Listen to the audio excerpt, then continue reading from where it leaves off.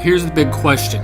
You're interested in value investing and valuing and evaluating businesses on a deep level, but you don't know how, even after researching for hours, probably dozens of hours, hundreds of hours on the internet, and because nobody else shows you how to do it. This podcast has all those answers and much more about value investing in finance. My name is Jason Rivera. Welcome to Value Investing in Your Car. Hey, Jason here. In this episode of Value Investing in Your Car, I'm going to do another book review, this time of the book Triumph of the City. Fantastic book. First off, I love financial history books.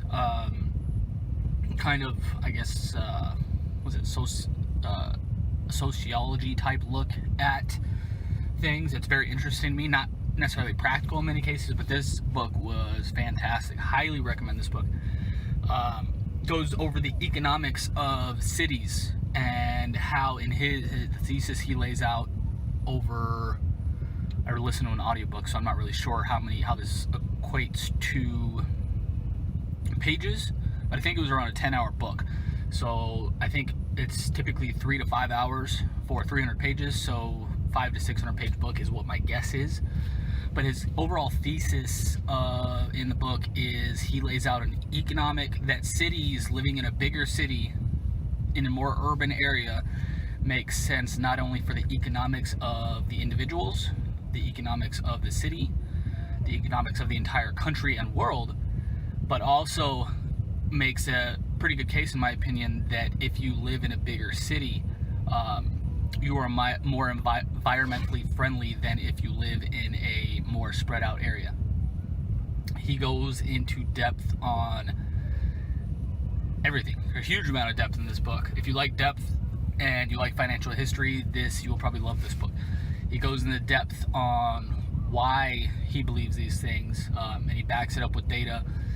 He backs it up with stories about different cities and different rural areas from all over the world, how cities help people get out of poverty, why cities are better for the reasons I already kind of talked about, why cities should build more skyscrapers, build more vertically instead of urban sprawl, which is what I'm dealing with here in the Tampa, Florida area. I live in a suburb of Tampa. In the Ruskin Riverview areas where I live, and everybody they're developing everywhere here. I've lived here almost 2.5-3 years now.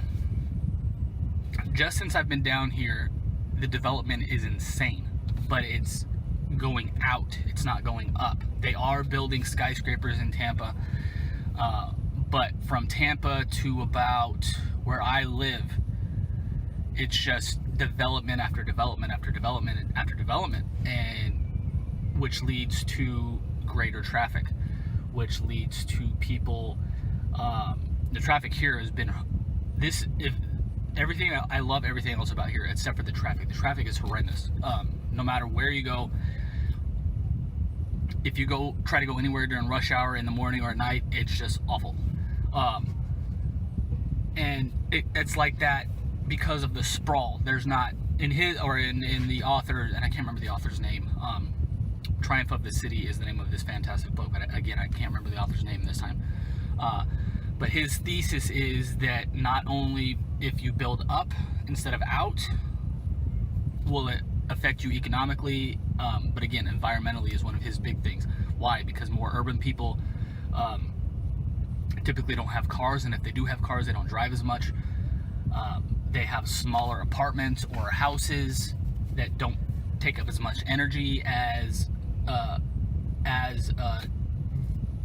normal kind of suburban house that is typically bigger. Typical commute, he goes over all that, backs that up with data. Very, very, very highly interesting economic kind of financial history. He goes even back to, I think, the 1850s, late 1800s, early 1900s, talking about how New York, Chicago got built, those kind of cities, how LA got built, and how it's such a sprawl city versus New York and Chicago, how cities like Mumbai and Singapore, Mumbai and India and Singapore are completely different, and how they're operating completely differently, and how this could affect not only them, but the entire world, again, because of the environmental footprint. How countries like India and China could drastically affect the environmental outlook of the entire world, depending on if they build a more vertical city or a more spread out city. Very interesting book. I do have one major problem with it, though, is he bases a lot of his data off college education, and typically people in cities have higher college degrees, which means they make more and stuff like that.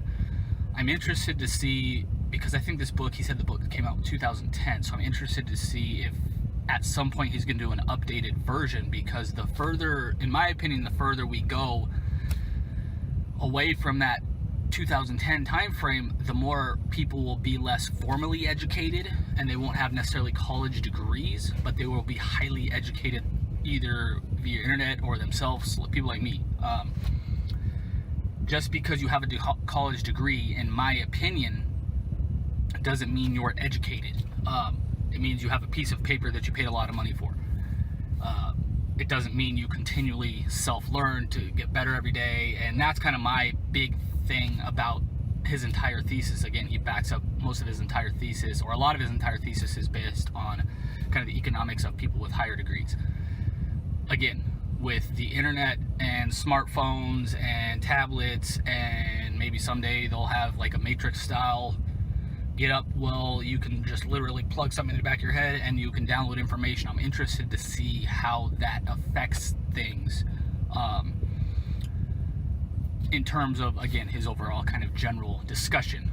I think he would say, because he talks a little bit about the internet and the internet's rise, but he doesn't really talk on education and the internet. He talks about skill sets and how cities draw people together with a vast amount of knowledge and skill sets, and that's what propels kind of the entire city.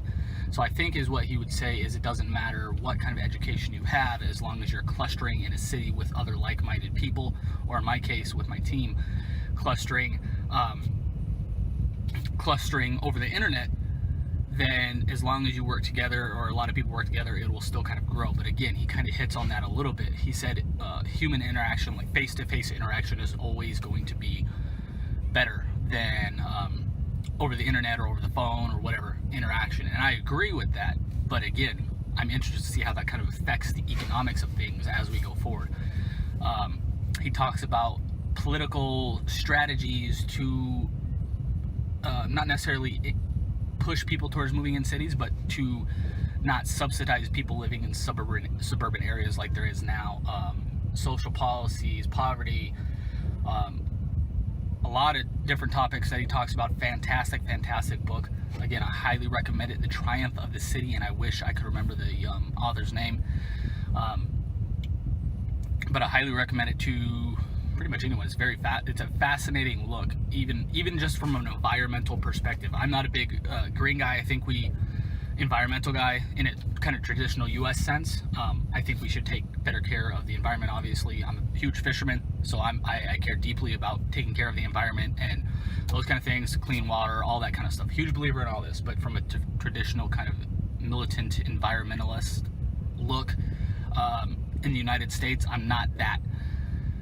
But he makes a case, in my opinion, it makes a pretty good case that these people especially the case he makes is in California, where they are the biggest environmentalists in the entire country, if not the world, and they think very highly of their environmental efforts and stuff like that. He makes a pretty good case that they're doing a poor job of their real world kind of effects on environmentalism, because they restrict building so much. And in his opinion, and again, he backs this up with data, if you build up, then you're more environmentally friendly than building out or not building at all. Because if you force people to raise prices, which if you limit the building, you will get higher prices over time, which is why California has some of the highest land prices in the entire world, especially San Francisco, San Diego area.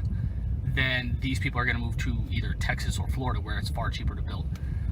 And again, he backs this all up with data. So very interesting look at everything. Highly recommend this book, again, to pretty much anyone. If you're looking to learn about economics of cities, financial history, environmentalism, poverty, social and political policies. Again, he touches on all this over this book. Fantastic book. Highly recommend it, and I hope you enjoyed this episode. If you did, make sure to check out our other episodes to the left, right, or below. We do other book reviews of books I've read that are fantastic, like the Extreme Ownership, Amanda Palmer's book, The Art of Asking, Great at Work. There's a ton of book reviews we do in here. We also talk about value investing terms, finance terms, investment terms. When does value investing work best? Where does it work best? Useless investing metrics, all these kind of things. We can, again, left, right, or below, depending on where you're watching. If you liked it, make sure to like and share the video. And if you subscribe to the channel, make sure to subscribe and hit the bell so you're notified anytime we release a new video. I'll talk to you next time. Thanks for watching. Have a great day.